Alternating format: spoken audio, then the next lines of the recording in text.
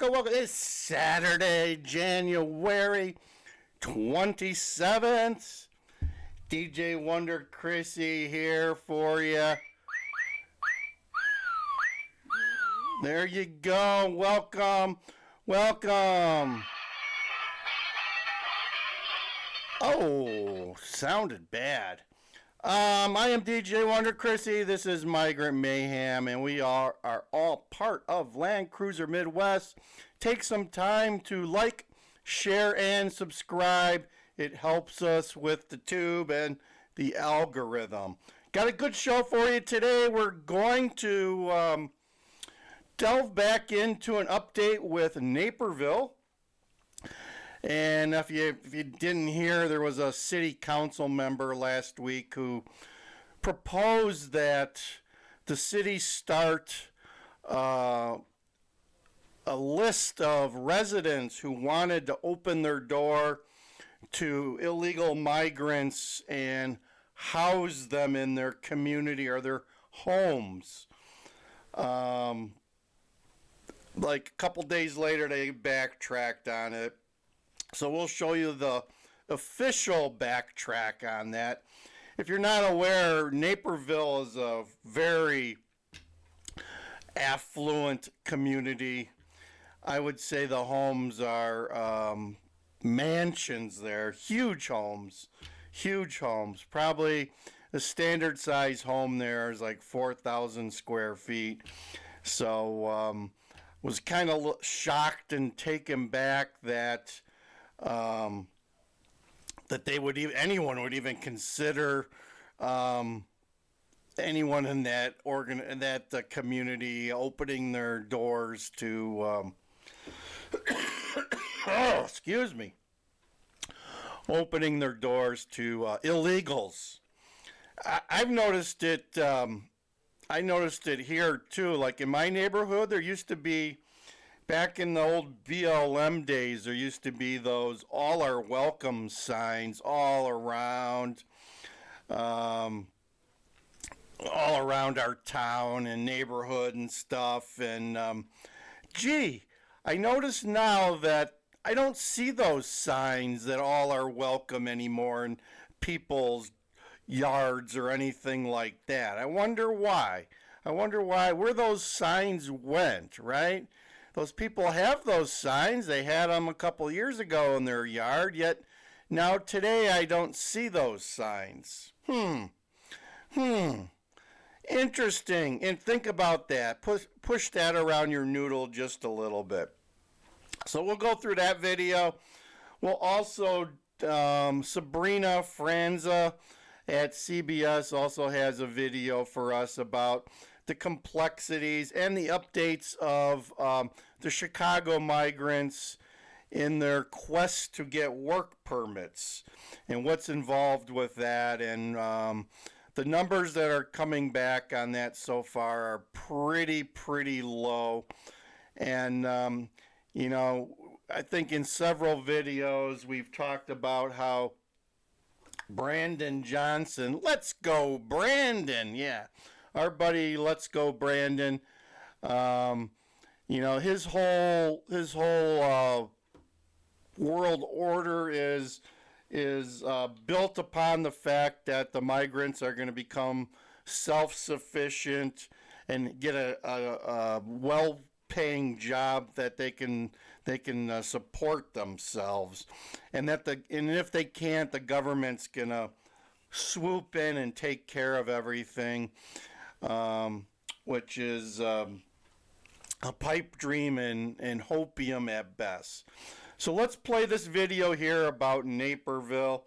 If you want to see the original video, check out the migrant hunting video I released a couple days ago. It's got that video in there, so you can see where this doofus proposes that they should create a sign-up list of homes that in this affluent community want to open their doors. Tonight, Naperville is not moving forward with a plan to have residents house migrants. Gee, funny how that happens. Not moving forward with that plan. In their homes. Naperville was considering putting together a list of residents willing to bring migrants into their homes, but city staff decided there are other state and federal agencies. Here's the save face. They got to save face somehow. He's putting together lists of shelters to house migrants. The other so it's agencies not necessary already for have Naperville it. residents to pitch in. This decision comes just 1 week from Chicago's deadline when migrants will start getting evicted from shelters. And late tonight, the city told us it's continuously looking at that 60-day shelter stay policy, but no changes in the eviction date have been announced. Watch breaking. So go ahead and comment down below if you have any friends, family that are opening their doors to migrants. I suspect that that comment list will be very short. I really don't know anybody stupid enough to open their home to unvetted migrants who are illegal. I was just watching a video on Fox and Friends today, and they covered how a lot of people don't realize that the United States is supporting the United Nations, and the United Nations is supporting all these migrants coming up from Central America. They're giving them money. They're giving them support along the way.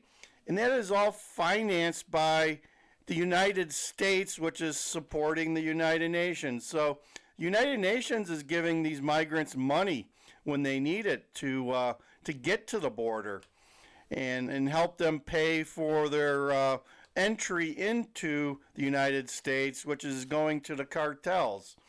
So the whole circle, I mean, this should make the taxpayer just that much more pissed off.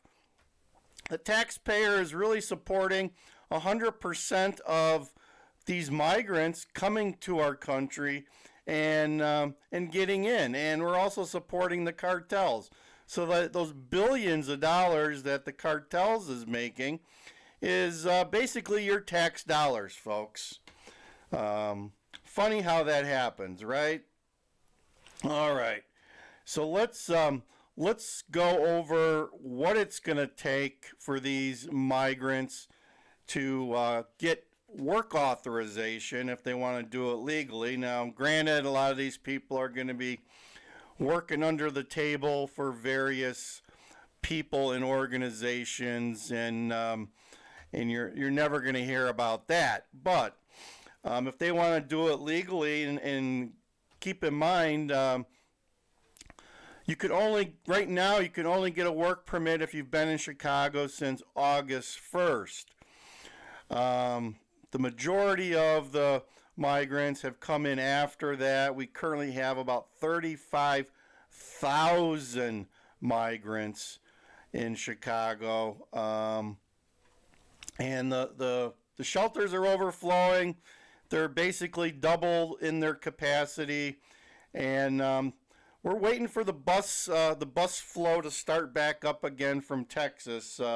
It's been pretty slow the last week or so for whatever reason, and whether it's the people getting smart that the weather really sucks, or Governor Abbott doing Let's Go Brandon a favor. I don't know which, but comment down below what you think of the whole situation, and if you're okay with your tax dollars supporting this whole cycle of life coming to Chicago. So let's learn a little bit about what it takes to become a legal, or at least authorized, worker as an illegal migrant. Under the city's procedure for getting asylum seekers work permits. A few weeks ago, we told you the amount of approved applicants was low compared to how many people are here in it's beyond low, folks. Chicago. Now new data from a nonprofit shows that number is going up, but not without some roadblocks. CBS 2's Sabrina Franza has the story. 3 applications, 1 goal: to work in the United States of America. 1 application for temporary protective status, another for employment authorization, and another to waive the almost $400 fee just to submit these documents. And they're all in English. It's 3 applications. the application for TPS, which is 13 pages. Over 30 pages total. Entry information, so when did you come into the U.S.? Eda Rendon is the vice president of immigrant justice at the Resurrection Project, an organization that since November 9th has been working a clinic with the city, state, and federal government to get people work permits. The turnaround time is anywhere from as little as 1 week to max 4 weeks, which is the fastest USCIS has ever worked. She says they're almost done filling out applications for all eligible asylum seekers in the city's shelters. There's the key, folks. Eligible. And she'll go on and give you the data, and then mull that around your head and consider, okay, if we're going to need to get these people sufficient to get them out of the shelters because we got more people coming, how is that going to work for Brandon and JB, the Chris Christie of the Midwest, as we like to call him? So think about that. Though out of the 14,200 that are living in the Chicago shelters Yeah, this number's probably a little low. system, only 3,600 qualify. Qualification can happen in 3 ways. Through TPS, or temporary protective status, you prove you came from a qualifying country like Venezuela and before the August 1st expedited permit deadline. The second, parole, something individuals must apply for and be approved for before crossing the border. There is a third process, which is asylum, but asylum is very specific. It's individual. You have to apply for asylum, and then 150 days later, you can apply for work authorization. 150 days later, that's 5 months. You got to find somebody to support you. And where are you going to live in the meantime? Shelter. And what happens when the shelters get full? Oh, problem. Authorization. All 3 require proper documentation. Because folks' original documents are taken at the border.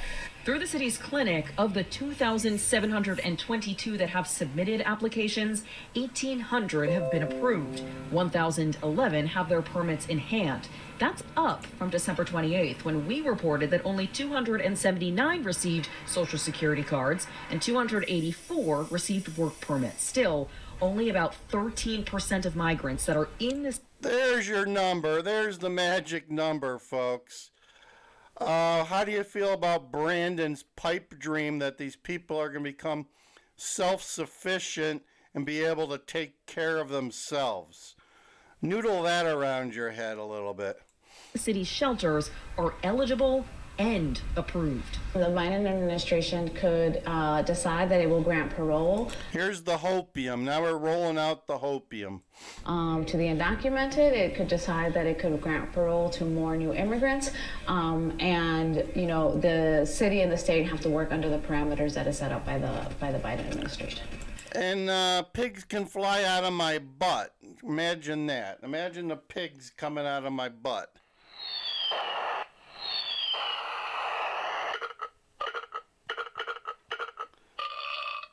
And here's something for Sabrina. Okay, she's a good looker. The Resurrection Project plans to help others outside of city shelter next, and they're looking for volunteers, especially bilingual volunteers, to help that mission continue. In the newsroom, Sabrina Franza, CBS 2 News. There you go, folks. There you go. There is the reality of what's going on and what's going to happen in Chicago. I mean, if you're just joining us, the finances of Chicago have long been, in Illinois too, have long been pretty dire, pretty bad. You know, we're running out of money. They've been running out of money.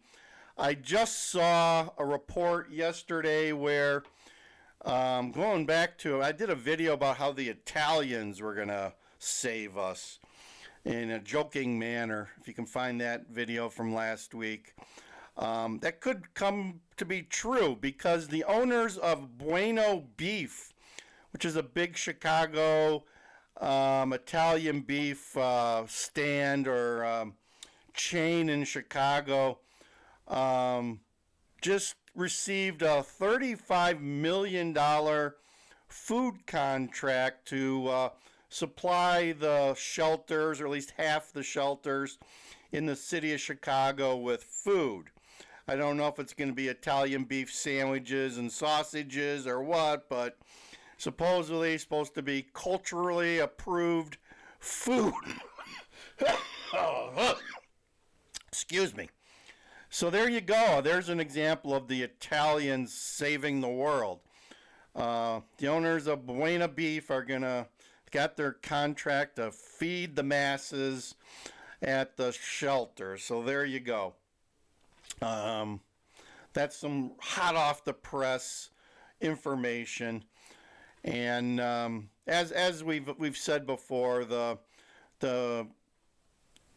black and brown communities in Chicago are just super pissed off.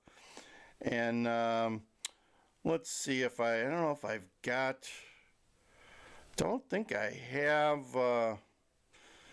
any videos. Somehow I got rid of Kata's videos on here. But the minorities, they're ticked off because all their free stuff disappeared. If they need any type of help, whether it be medical, financial, or social services, they're going to have to wait in line with oodles and oodles of minorities in the city of Chicago, and it's not going to be a good situation. So I don't know.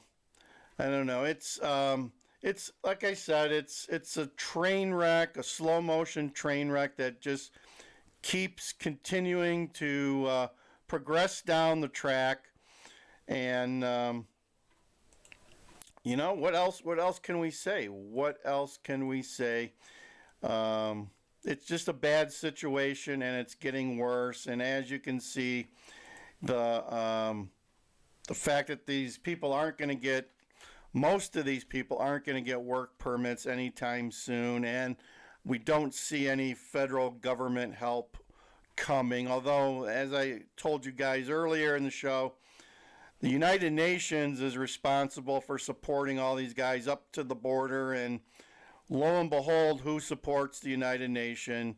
It's you and I, the taxpayers. So we've pretty much funded our own demise here, folks. So I'm here to tell you that. We are here to tell you we, as taxpayers, are financing the demise of the United States of America and watching it happen in real time. So there you go. So as we end this show, I think I'm going to end it for now. And we'll play a little bit of our buddy's video here. Do not come. Do not come. I'm going to come. There you go. There's our only hope, folks. There's our only hope. We'll play that one more time. Do not come. Do not come. I'm going to come.